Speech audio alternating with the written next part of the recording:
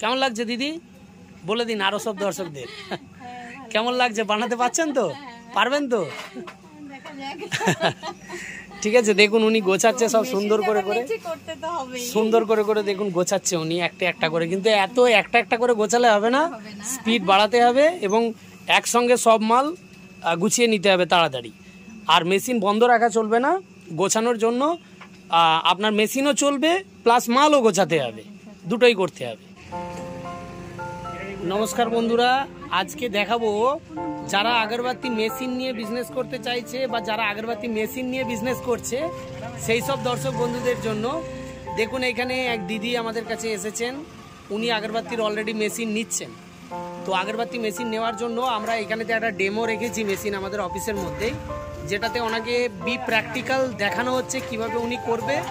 একটু উনি প্রথম ভয় পাচ্ছিলেন, যার জন্য ওনাকে বসিয়ে ওনাকে দেখানো হচ্ছে যে দেখুন আপনি কিভাবে চালাতে পারেন, কিভাবে গোছাবেন, মাল টিউনিং কিভাবে করা হয়, সমস্ত কিছু ওনাকে দেখানো হচ্ছে।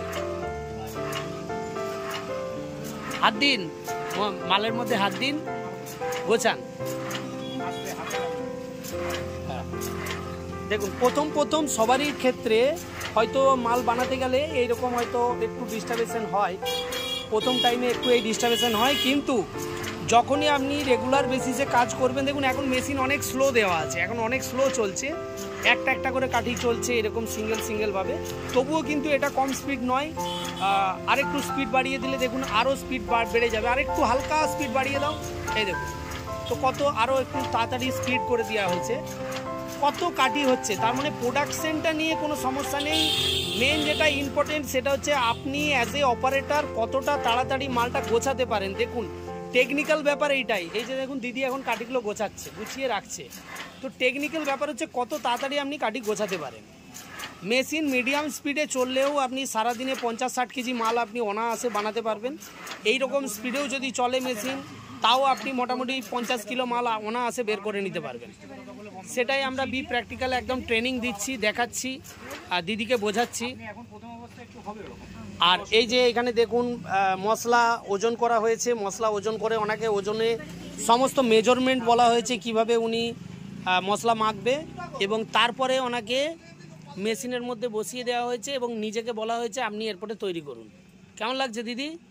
বলে দিন আরও সব দর্শকদের কেমন লাগছে, বানাতে পারছেন তো, পারবেন তো?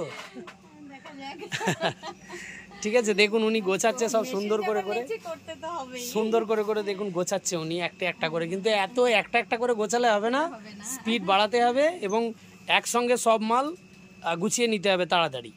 আর মেশিন বন্ধ রাখা চলবে না, গোছানোর জন্য আপনার মেশিনও চলবে প্লাস মালও গোছাতে হবে, দুটোই করতে হবে। তো এটাই হচ্ছে টেকনিক্যালি ব্যাপার, যেটা আপনাকে মেশিন নেওয়ার আগে যদি আপনি চান যে এরকমভাবে দেখতে চান বা ডেমো চান বা আপনি নিজে একটুখানি টেস্টিং করতে চান, তো অবশ্যই আমরা এটা হেল্প করে থাকি।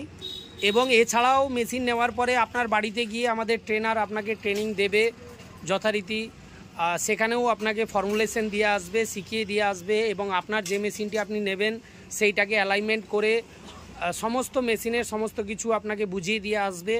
এটা তো জাস্ট এ ডেমো, শুধুমাত্র জাস্ট আপনাকে ফার্স্ট টাইম একটা ইমপ্রেস, আপনি মেশিনে কিভাবে কাঠি বের হয় হয়তো জানেন না, কিভাবে মশলা মাখা হয় জানেন না, সেইটা দেখানোর জন্য আমরা এখানে একটা ডেমো দিয়ে রেখেছি। তো যে কেউ আসতে পারেন এবং ডেমো দেখতে পারেন, কোনো সমস্যা নেই। এবং মেশিন নেওয়ার জন্য আপনারা প্রস্তুতি নিতে পারেন, নতুন বা পুরাতন আপনি যেই মেশিনই নেন না কেন, অবশ্যই আপনার বিজনেস দুটো মেশিনেতেই ভালো হবে, খারাপ না। আর বিজনেস করার জন্য সবথেকে মেন যেটা দরকার সেটা হচ্ছে আপনার মানসিকতার একদম ফাইনাল ডিসিশন নেওয়ার পরেই কিনা মেশিন আপনি নেবেন।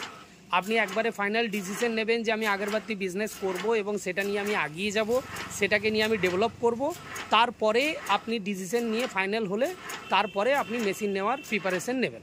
এবং আপনি আসলে আমাদের এখানে যে ধরনের মেশিন আমাদের কাছে স্টক থাকবে আমরা দেখিয়ে দেব, এবং সেই মেশিনের মধ্যে থেকে আপনার যদি পছন্দ হয়, যদি পুরনো মেশিন নিয়ে স্টার্ট করতে চান সেটাও করতে পারেন, যদি নতুন মেশিন নিয়ে স্টার্ট করতে চান সেটাও আপনি করতে পারেন।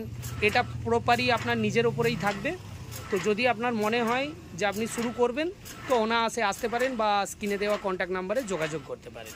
ধন্যবাদ, ভালো থাকবেন, সুস্থ থাকবেন।